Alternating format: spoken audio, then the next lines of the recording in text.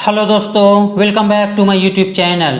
तो दोस्तों, आज की वीडियो में देखेंगे साइंस से संबंधित टॉप 20 जीके क्वेश्चंस जो अक्सर एसएससी के एग्ज़ाम में या फिर कोई सा भी गवर्नमेंट एग्ज़ाम हो दोस्तों, सभी में पूछा जाता है। दोस्तों, अगर आप गवर्नमेंट एग्ज़ाम की तैयारी कर रहे हैं तो यह वीडियो आपके लिए खास होने वाली है।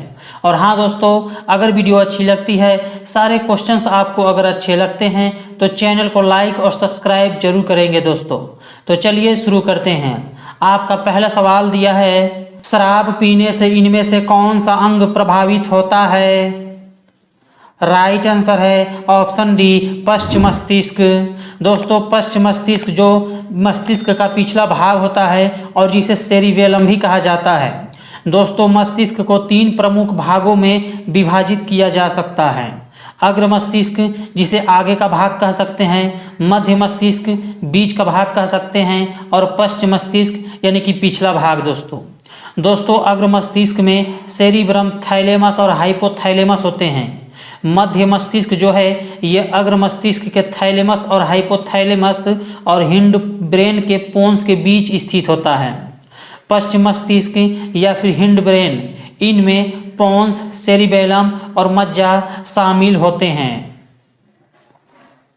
निम्नलिखित में से किसे मानव शरीर का ब्लड बैंक कहा जाता है? राइट आंसर है ऑप्शन बी, प्लीहा। तो दोस्तों, इनमें से प्लीहा या फिर दोस्तों प्लीहा को ही तिल्ली कहा जाता है। यह शरीर का ब्लड बैंक कहा जाता है। और दोस्तों, अगर डिटेल में देखें तो प्लीहा पसली पंजर के नीचे और डायफ्राम के नीचे उपस्थित आमाशय के ठीक ऊपर स्थित होती है। इसे रक्त का कब्रिस्तान भी कहा जाता है क्योंकि यह रोगाणुओं और क्षतिग्रस्त आरबीसीज को हटाकर रक्त का निस्यंदन करती है। हरे रंग का पदार्थ जो पौधों में प्रकाश संश्लेषण करता है वह निम्नलिखित में से कौन सा है? राइट आंसर है ऑप्शन सी, पर्णहरित। तो दोस्तों, अगर डिटेल में देखें तो पौधों का हरा रंग पर्णहरित की उपस्थिति के कारण होता है। पर्णहरित जो है इसके केंद्र में मैग्नीशियम का एक कण होता है। पर्णहरित प्रकाश के बैंगनी, नीले और लाल रंग को अवशोषित करता है।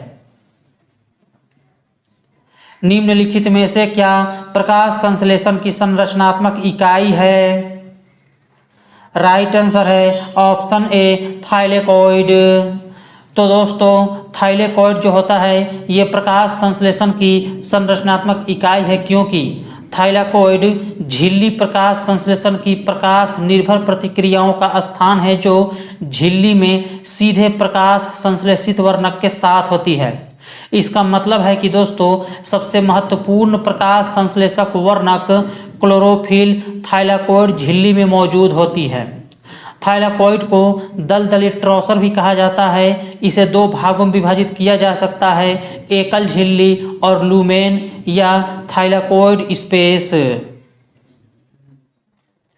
श्वेत रक्त कणिकाओं या फिर व्हाइट ब्लड सेल्स का मुख्य कार्य क्या है? राइट आंसर है ऑप्शन बी, संक्रमण से लड़ना। तो दोस्तों, श्वेत रक्त कोशिकाएं जिन्हें ल्यूकोसाइट्स भी कहा जाता है, प्रतिरक्षा प्रणाली की कोशिकाएं होती है जो संक्रामक बीमारी और बाहरी आक्रमण के खिलाफ हमारे शरीर की सुरक्षा करती है। मछली के हृदय में कितने चैम्बर होते हैं? राइट आंसर है ऑप्शन ए, 2 चैम्बर। तो दोस्तों, मछलियां एनिमेलिया जगत के तहत संकॉर्डेटा से संबंधित है। ये जलीय कशेरुकी हैं और इनमें श्वसन के लिए क्लोम दिए होते हैं।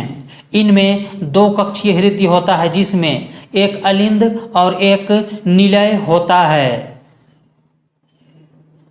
मानव शरीर के किस अंग में रक्त शुद्ध होता है? राइट आंसर है ऑप्शन डी, वृक्क या फिर किडनी। डायनेमो एक उपकरण है जो इनमें से क्या परिवर्तित करता है?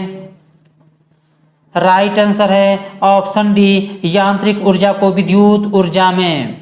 तो दोस्तों ये जो डायनेमो है दोस्तों, ये एक डिवाइस है दोस्तों, और इसका काम होता है दोस्तों यांत्रिक ऊर्जा को विद्युत ऊर्जा में बदलना। रेडियम मूल रूप से इनमें से किस नामक अयस्क से प्राप्त किया गया था? राइट आंसर है ऑप्शन बी, पिच ब्लेंडे। तो दोस्तों मैरी क्यूरी और पियरे क्यूरी ये पोलिश और फ्रांसीसी रसायनज्ञ थे जिन्होंने 1898 में रेडियम की खोज की थी।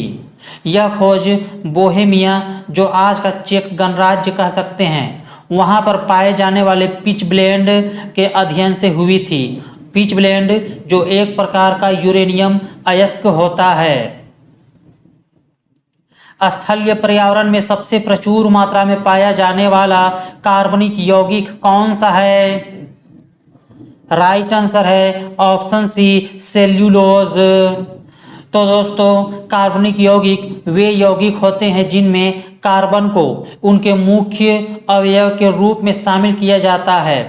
सेल्यूलोज जो है ये मुख्य रूप से पौधों में पाया जाता है और इसलिए वन का मुख्य अवयव है जो इसे पृथ्वी पर सबसे प्रचुर मात्रा में कार्बनिक यौगिक बनाते हैं। वृक्षों के वार्षिक वलय के काल निर्धारण के अध्ययन को क्या कहा जाता है?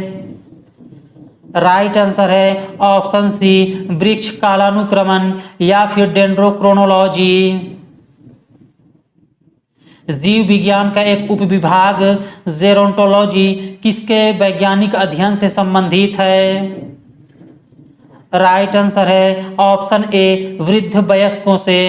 तो दोस्तों जब कोई आदमी वृद्ध या फिर बूढ़ा हो जाता है दोस्तों, तो उसको साइंस में गेरोंटोलॉजी या फिर जेरोंटोलॉजी कहा जाता है। डोलोमाइट निम्नलिखित में से किस धातु का अयस्क है? राइट आंसर है ऑप्शन डी, मैग्नीशियम। खट्टे फलों में कौन सा विटामिन प्रचुर मात्रा में पाया जाता है? राइट आंसर हो जाएगा ऑप्शन ए, विटामिन सी। तो दोस्तों विटामिन सी जिसे एस्कॉर्बिक एसिड भी कहा जाता है दोस्तों, कई बहुकोशिकीय जीवों में विशेष रूप से मनुष्यों में एक आवश्यक पोषक तत्व होता है। एस्कॉर्बिक एसिड एक पानी में घुलनशील विटामिन है और खट्टे फलों में, सब्जियों में पाया जाता है। ध्वनि की तीव्रता इनमें से किसके द्वारा मापी जाती है? राइट आंसर है ऑप्शन बी, डेसिबल में। तो दोस्तों ध्वनि की तीव्रता को मापने के लिए डेसिबल इकाई की ज़रूरत पड़ती है। हालांकि ध्वनि की तीव्रता को मापने वाला यंत्र जो होता है वो ऑडियोमीटर कहलाता है। जब दूध खट्टा हो जाता है तब इनमें से किसका उत्पादन होता है? राइट आंसर है ऑप्शन डी, लैक्टिक एसिड। दोस्तों अगर डिटेल में देखें तो लैक्टिक एसिड खट्टे दूध उत्पादों जैसे लाइबन दही, केफिर दही, कॉटेज चीज आदि में पाया जाता है। लैक्टिक अम्ल ये हमारे रक्त में भी होता है, जहाँ यह मांसपेशियों और लाल रक्त कोशिकाओं द्वारा जमा होता है। दूध का खट्टा होना ये जीवाणु के द्वारा होता है और दूध से दही बनाने में लैक्टोबैसिलस नामक बैक्टीरिया जो होता है ये मददगार होता है।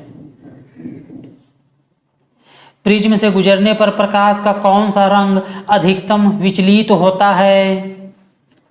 राइट आंसर है ऑप्शन बी, बैंगनी। फ्रिज में प्रशीतक के रूप में किस तरल का उपयोग किया जाता है? राइट आंसर है ऑप्शन बी, अमोनिया। डायलिसिस एक प्रक्रिया है जो इनमें से किसके कुछ सामान्य कार्यों को प्रतिस्थापित कर सकती है?